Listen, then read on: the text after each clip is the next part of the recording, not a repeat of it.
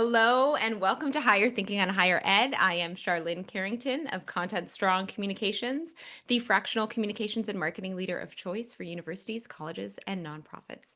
Today, I am excited to continue diving into the trends and challenges encountered by communications and marketing leaders in higher ed. And I'm honored to welcome Simon Ring to the hot seat today. Simon is the National Director of Institutional Advancement at Rio Salado College, and he leads marketing, recruitment, advancement. It seems like all the things, Simon, bringing over 15 years of experience and a student-first approach to reimagining how learners engage with higher education. Thank you so much again for bringing your expertise to this conversation. How you doing? I'm doing great. Thank you for having me. Yes, yes. So, like I said, it seems like you're doing all the things. The first question I typically like to ask is, give us a little bit of a context check. You lead marketing and, communications and advancement and all the things at one of the most innovative online first colleges in the country. Tell us a little bit about your role and how it fits into the broader enrollment and institutional strategy. Yeah, I feel like I'm in a very enviable position because I think my work really lives at the intersection of kind of brand, enrollment, and student experience. And I've Right. had the fortunate honor of being able to kind of lead that charge with Rio Salado, which really is a pioneer in online education. I mean, founded in 1978, really conceived to be the college without borders. I mean, we are among the first to go online, and Know it's that. it's been such an honor. I didn't know that you were amongst the first to go online. That's huge. I'd be interested in hearing a little bit about some of the changes or the shifts you're seeing in college marketing and student engagement. Really specifically now understanding that you have that lens of being that first institution that kind of, started with that trend. It's beyond a trend now. It's how kind of I think we're all living life. But really, particularly for online or adult learners, what are some of the changes you're seeing in college marketing, in student engagement, and how are those trends kind of shaping your approach currently? Oh my God, I I prefer to take a step back, right, and take a more Thanks. macro approach to this, right? I feel like in the very beginning, and I'll talk in the context of community colleges, right? In the very beginning, I think community colleges um, really didn't have to try that hard to attract students. They had kind of Right. kind of a embedded audience of students that would go to community colleges, right? And as a result of that, I think a lot of the business processes, the infrastructure was really designed around what the college needed, not Right. necessarily what the students needed, right? And of course, as time went on, new entrants came in, public and private universities and started to cannibalize some of the students that would typically go to community college. The competition really intensified, and I think you really see that nationally when you look at the decline in student enrollment among community colleges, right? Right. And I think community colleges were finding that they were falling behind simply because they had developed all these legacy systems that worked for the college, but weren't that friendly for in meeting the students' needs. And I think Right. what we're starting to see now as a shift, as the pendulum kind of swings back, is community colleges realizing that, in order to be competitive, right, we really need to focus on the student experience. Really trying to figure out how to remove the friction from the process and and make it as easy and seamless as possible to enroll in school and to progress throughout their journey. You know, I've been lucky. I mean, I've worked at Rio Salado College now. I'm going on my fourth year. Prior to that, I was working at the University of Phoenix for about 11 years. Both institutions are really data driven, really student Right. centric. And so I've had the pleasure of having systems and having access to data to glean insight about student behavior to kind of help me inform kind of my strategy. Um, but I think there's an opportunity, right? I mean, during the decline, I think there was a lot of um, perception shifting, right? There was more. I think, and tell me if you agree, right? I feel like there was a lot more prestige being placed on students going straight to a 4-year university, and somehow community colleges got left behind, and it started to develop a stigma now, right? Of being the community college being the last choice somehow. And but the reality is we're the best kept secret, Right. right? We provide quality education at a fraction of the cost. And I think there's different signs and signals that are appearing that shows us right now that we're at a juncture where community college can take that back and change the public perception. I mean, you know, take a look at, Costco. Like, I don't care where you are in the socioeconomic, stratum, right? Right. Everyone appreciates value, right? It's the Yeah. reason why Costco can sell Kirkland branded sweatshirts and they sell out. It's the reason why you have consumers, really touting their dollar store finds, Yeah. right? Yeah. It's there. The signs are there. And I think, if we can just help flip the perception back of community colleges being more of a from a fallback to first choice. Right. We have a huge opportunity. You said so many things that I wanted to pick up on. I mean, one thing Okay. just this overall concept, and really, I agree with you. You asked me if I agree with you. I agree with you. There is a stigma. You see that stigma around, I want to go to the big Ivy League or the big, university institution versus community college, even though there is so much value there and you can see it so instantly.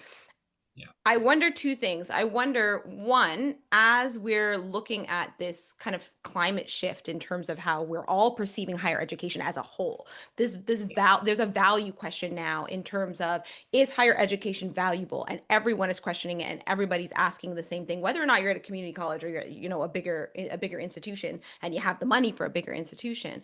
I wonder if that shift has become a bit of a almost a benefit to you in the way you Definitely. are really positioning yourself and positioning your value proposition in the market and propping your university, or sorry, your institution up as, yeah, we're a community college, but our value has always kind of been clear. You can get this wonderful high quality education at a fraction of a cost, and you can directly see the anyway. I like my question really is, Absolutely. absolutely, talk a little bit about that. What do you think? I mean, the value is there, right? It's in our Yeah. DNA, open access. And, I don't care if you have the resources to go to Harvard or not. I think everyone is starting to question, do I really want to spend 40,000 Right. plus up to 100,000 a year for a degree when the job that I'm going to get coming out of college There you go.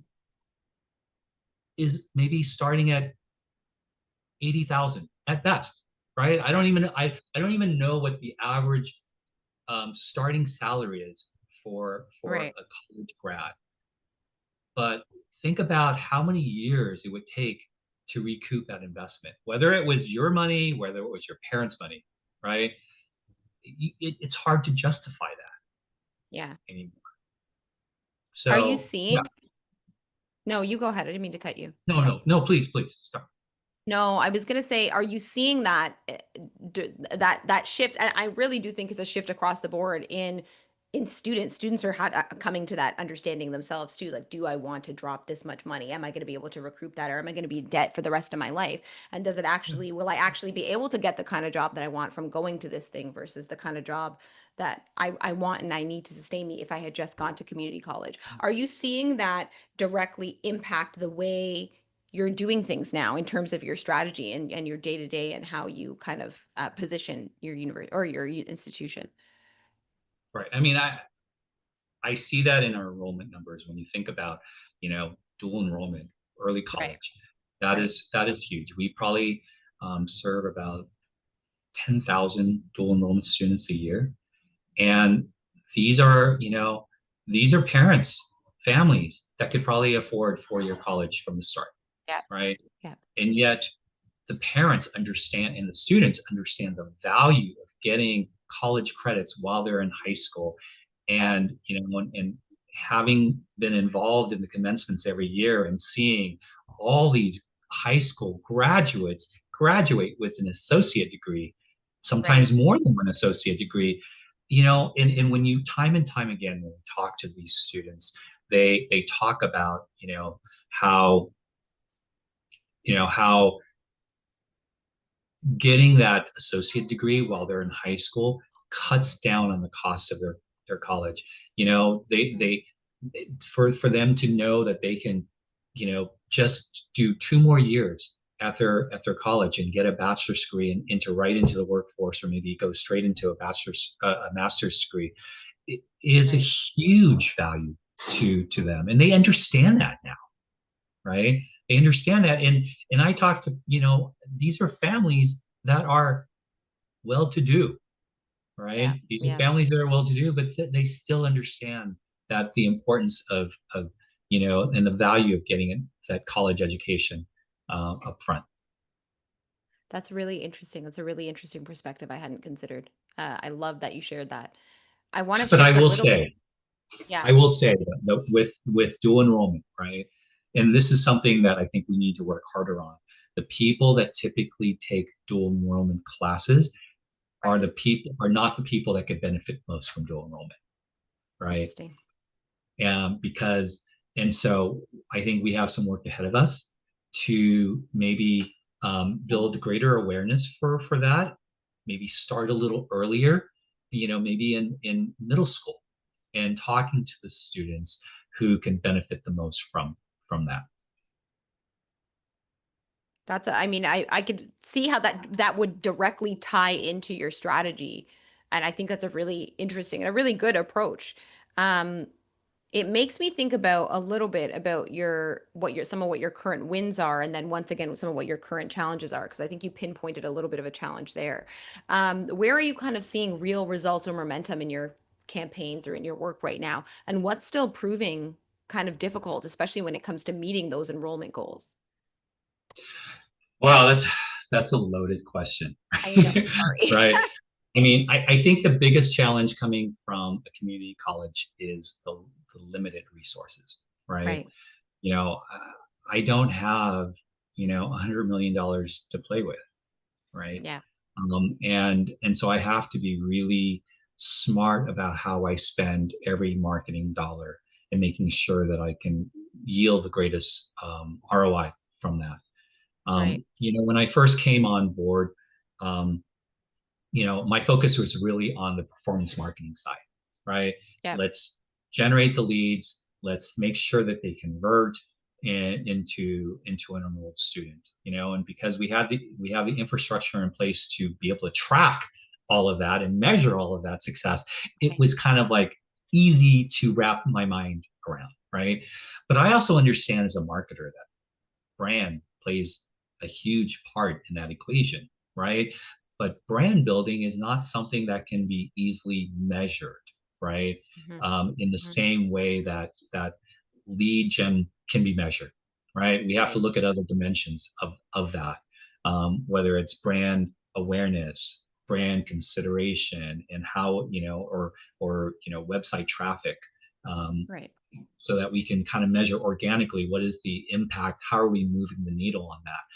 I would say, it's balancing the mix between the upper funnel and the mid to lower funnel tactics is Right. always going to be a balancing act, right? It's not going to be the same for every college, and even within my institution, it's not going to be the same sometimes month after month, right? Right. We really have to keep a very close eye on how we're spending those marketing dollars, track the metrics on a weekly basis to see what kind of adjustments we need to make, because you can't just set it and forget it, unfortunately. Yeah, Yeah. you really, it's such a fluid landscape and market that you have to be very hands-on. So that's interesting. So that would you say that's your kind of bigger challenge right now is the resource limitation and is finding that balance, I'd say, between how exactly what you said, how you're looking at your metrics overall and how you're balancing your budget essentially every week to week. Right, absolutely. I mean, because at the end of the day, I'm measured on, you know, making sure that we get students through Right. the door, Rolling right? goals. And so I need to understand that everything, every lever that I have at my disposal is helping to move that needle further and further along the path, Right. right? Whether it is generating the leads that I can measure that converts into a student, to increasing the total number of organic enrollments that we get from students based on, just the more upper funnel work that we do. It's trying to balance those um, two two elements. So you talked a little bit there about metrics and you talked about enrollment numbers. You mentioned like website traffic. Is there anything else you're really looking at to say, yeah, we're doing it, like we're doing our job? Yeah, I mean, so because I also oversee the recruitment aspect, Right. right? I have a Right. team of recruiters. They're actively, nurturing the leads that we generate. We look at the metrics such as, you know, how many phone outreach dials are you doing on a daily Right. basis, right? What is the amount of talk time that you have when you're dialing or when you're actually getting a student on the phone? Because you have to look at those two separately, right? Typically, if you have a lot of great, if you're spending a lot of time on the phone talking to students, you're not going to be able to dial as much, right, out. Right. But those are both kind of correlational, they're related in that sense. And so I'm looking at, me and my team, my recruitment team, look at those metrics to make sure that we are, we're doing the job properly. The other thing is also lead, right? We can bring in as many leads as we want, right? If that's all I'm being measured on, I can just pump up the spend and get as many leads through the door. Right. But if those leads aren't quality leads, then it's money thrown, out the door, right? So I'm also looking at conversion rates, right? Of the number of leads that I bring in, how many are actually completing an app, and then ultimately how many end up converting into a student. And so it's the combination of all those different metrics that help me determine, am I, doing my job successfully? I talk about that all the time, just the idea that in higher education, the lead time can be so significant and so long. I mean, an applicant could be looking at your school and be engaging with, Yeah. all of your materials 2 years before they apply, right? Because it takes that long sometimes for them to understand the reputation, realize if it's for me, get a good sense of what the journey is going to be like for them, and then get to apply. I wonder if I don't know if that hinders you in any way or impacts the way you kind of roll out your strategy, just knowing that that lead time can be so significant. Yeah, I mean, I will say that, and you know, education in general, higher ed in general, Yeah. is a has a longer sales cycle, right? Right. But I think it's maybe not as long as going to a private university where you're maybe paying $80,000 a year, Right. right? Right. So Right. there's a range there, and I think that's where the brand building comes into play, right? Because it's a long game when you're trying to build brand equity, and you have to be consistent with it, so that the person who might be a freshman in high school, right, Mhm. is already starting to think ahead, and just being exposed to you know our brand, what our value proposition is, may not be realized until they graduate, or when Exactly. when they're a senior ready to make that decision. But but having that consistent messaging out there, will help in just helping with the conversion cycle. I wonder, as you were talking about that, if you have any wins you'd like to share, any recent wins that you're like, you know what, we did a really great job with this thing, and this is what we did, and this is what, the end result was. Yeah, so we this year we intentionally did more brand kind of building strategies, right? Right. And so we launched a campaign, which I call the Moments campaign. It's really inspired by the insight that, there's always one key moment in our life that sparks change, right? Whether it's, I'm gonna, I'm gonna lose 10 pounds and start exercising, or I'm gonna stop smoking, or Right. I'm gonna, you know, decide to I'm going to go back to school, right? And so we built these campaigns around telling the stories of our students that have gone through that moment in their life where it flipped the switch in their mind that I need to make a change to better my life. um and we wanted to do it in a way, that was truly honored the diverse student population that we served. And of course, that also meant carving money out of the stuff that I could truly measure from a digital perspective. Right. Um, we used the tactics such as connected TV, streaming, and of course we had a TV buy, a local TV buy in within Phoenix. And in order to, and I know as a marketing professional that branding works. Got it. But Yeah. can it work in a short burst and with very limited budget? And so before the campaign launched, we did a pre brand awareness kind of survey. And Okay. then 6 months after, we did a kind of a post. Now the campaign continues, right? But we wanted to kind of put our sand, Set a benchmark and then right. stake in the ground and say, let's measure the impact, right?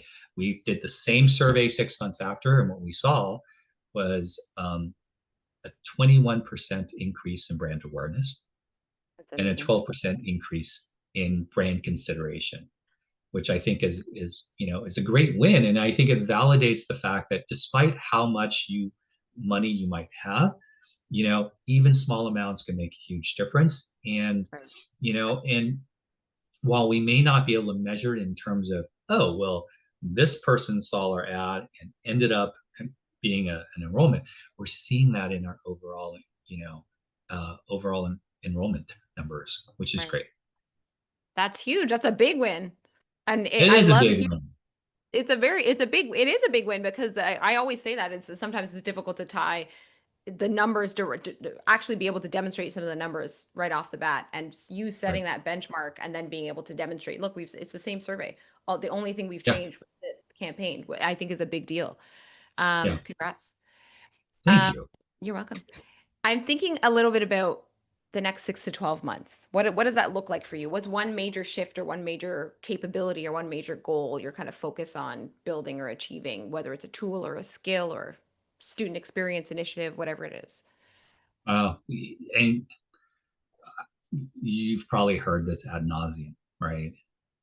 AI. Yeah, I know. It is the Everyone, yeah, most probably overhyped and and probably underrated, you know, um, breakthrough, right? Not right, just within the industry, but everywhere else, right? You know, right now we're in this kind of, you know, test scenario with at least within my department. I know there are larger efforts across the college on how to better leverage AI technology to improve workflow, increase right, efficiency, and whatnot. We started this about a little over a year ago, right? And started to test different tools, right? And one was a tool that really helped us um, create video at scale, because right. oftentimes it's very time intensive. If you create a video, and my dog is right next to me, so I apologize. Um, if and we wanted a tool that could easily create videos on the fly. If we had to make Right. any edits, we could do it right there and not have to, involve my videographer to go in and do a lot of post production. And out of that's been really successful because we've been being able to create a lot of video content that Right. helps with onboarding. It helps with, just, create explainer videos to to explain the expectations when a student comes, starts with us, because a lot of our students aren't available to talk to, an advisor to go through all that. They're Yeah. they lead busy lives, and Yeah. they just want to be pointed to those resources, and we've created those resources for them so that they can, consume it on demand, essentially, right? And so that's a great win for us, and but we're testing into it, right? The great thing about AI is a lot of the tools are not that expensive, right? Yeah. They're and accessible. and so it's easy to kind of, without committing to a long-term contract, to try some of these things to see if it works out. Our developers you know use AI to really cut their coding time by 70%, right? And so these are huge gains that we can realize with very small investments. But my intent is to be a lot more intentional going into Right. the next 12 months, right? Because, we've kind of done a kind of casted a broad net, shotgun approach to see what sticks. And, Right. I really want to identify where the greatest opportunities within my department, where we could, create greater capacity and greater operational efficiency with AI, and what are some of the tools that are out there that can meet our needs.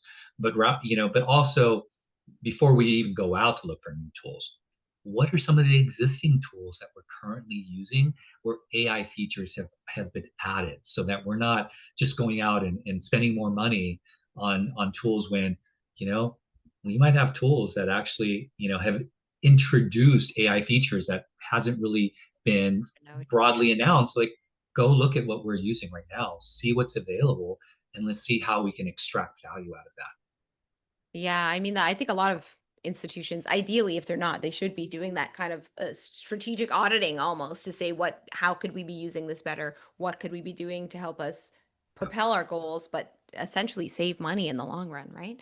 I think that's Mm-hmm. huge. Um, the final question I always ask is the Oh magic no. wand question. I know you're ready for it. I think you are.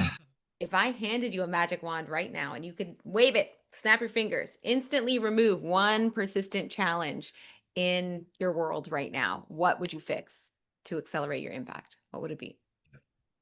I would probably end with what I started, right? And it's to really kind of make an impact on all students, and not just, our students at Rio.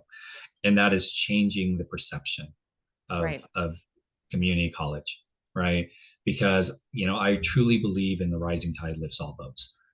And if we could, you know, help me out. If we can just band together, for all community colleges, band together and do a national campaign similar to like the orange growers or the egg producers, right? The incredible edible egg, right?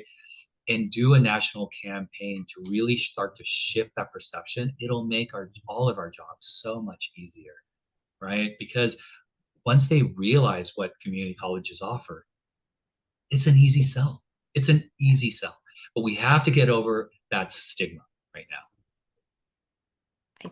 I think you touched on a huge opportunity, not just for you, but exactly as you said, this section of this sector, community colleges, finding those partnerships, banding together and saying, look at the value you are all leaving on the table. Yeah. Huge, that's a huge opportunity. We'll talk about that at some Can point. we can we embark on an effort to do something like that? I I feel like think we that would need to be I think act. that would be such a great opportunity. To anyone who watches this episode, be prepared to have a conversation with us about that, especially if you are in community college sector. We want to talk to you about it. Yes. And if Is you're there, an agency out there that would like to be involved, I would love to talk to you. let's do it. Is there anything else that you're like, listen, I wanted to talk about this, I wanted to touch on this, but I forgot, or Charlene, you didn't ask me about it. Anything else you want to interject? Well, I think the only other thing that I would interject with community college, well, I think in higher ed in general, I think there's Right. also been a missed opportunity to connect education with career outcomes. right? Right. Because when you think about people that go to college, they are the vast majority of them are doing it because they want to start a career, they want to switch a career, or they want to upskill to get a better job, career advancement, Right. right? And yet, I don't even think even the best colleges, universities in this country do a very good job at that, right? And it can be, taking a more holistic approach to Mhm. help students better connect what they're learning to or real life applications, right? They need Right. to be able to articulate what they've learned and how it applies to what they want to do. And that's not something you want to wait until right before you graduate to learn. Graduate. It's Yeah. something that you need to learn all along the way in your journey. And then providing the career services, not just, you know, oh, I have a job fair and companies are coming and you can come interview, but actually helping them through, Right. how to refine their soft skills so that they can build the confidence, in explaining how they can stand out with other candidates. I think that's something I haven't really seen with any college or university or community college, but I think that's an Missed immense opportunity. opportunity for community colleges, especially because we've always been in the business of connecting education to careers, right? And when Right. you think about how most community college graduates really transfer their credits to a four-year institution, and the loyalty typically has always been with their four-year university and not the community college. Right. This is a great way to build that loyalty, right? When a community college graduate can say, you know what, I got to where I am today because I learned certain key skills when I was in community college Right. to really stand out. So that's another mission that I would I love to. think that's a I think that's a huge, huge point. And you know what's really interesting about it is I do actually think there's a specific opportunity specifically for community colleges over everywhere. I feel like Exactly. everyone else should be doing it. I wish I had gotten some of that additional support when I went in my undergrad and my master's and all those things. That I would have gotten that extra support to say, here are the soft skills that you need to present yourself and present your own value based on what you've gotten here in a specific way to kind of launch your career. Yeah. That is so valuable. And And I use the time that you're in getting your associate degree to refine those skills, right. right? Embed it in the program, the curriculum of the program, so that students are learning each a little bit each step of the way. Yeah, I think and you know what? I think it takes, honestly, I think it takes a marketing brain to sit here and think about that because I think it really does take our type of brains to take that step back and then have those conversations with, policy program leaders and say, Yep. how can we build this into what it is that you're doing to create honestly a better product and a better experience, right? Yeah. Um, I can't tell you how many times I've interviewed candidates. On paper, they look great. They look like the right, perfect candidate. But when right. but when you get them on the camera or in person, they're not able to articulate what they've Articulate. done. It's such a huge disappointment, and I feel bad for them, right? Because clearly you have this great experience, but if you can't connect the dots, you're not going to be able to achieve the goal. You're going to fall short of your goal, right? Because Yeah. ultimately, when you go to community college, your goal, yes, it's to complete and get a degree, but you're going to fall short of that goal if you don't get that job. You don't get the job, which is why you come there in the first place. Absolutely. Exactly. Absolutely. And I think it ties back to what we were talking about earlier is the value piece, right? Is connecting the value of why you are getting this degree in the first place, which is Yep. you want a career, you want a livelihood, you want a Yeah. future, right? Yeah. Simon, thank you. What a interesting and valuable conversation I think we've had today. I mean, your perspective is like robust. I've gotten so many ideas from this. You and I are going to talk about those offline, Can ideally. we? Can we really? Yes, I'd love that. I would we love will. that. 110%. To everybody who listens or watches this episode, I hope it sparked your own ideas as well, affirmed your own experiences, or helped you see a challenge in a new light. If you are a communications or marketing leader or leader in higher ed, you don't have to be in communications or marketing, and you want to contribute to this evolving conversation, we'd love to hear from you, because these conversations are not just talk, they are the start of a roadmap for all of us. So let's get to work. Thank you, Simon. Thank you for having me. It's been fun. It has.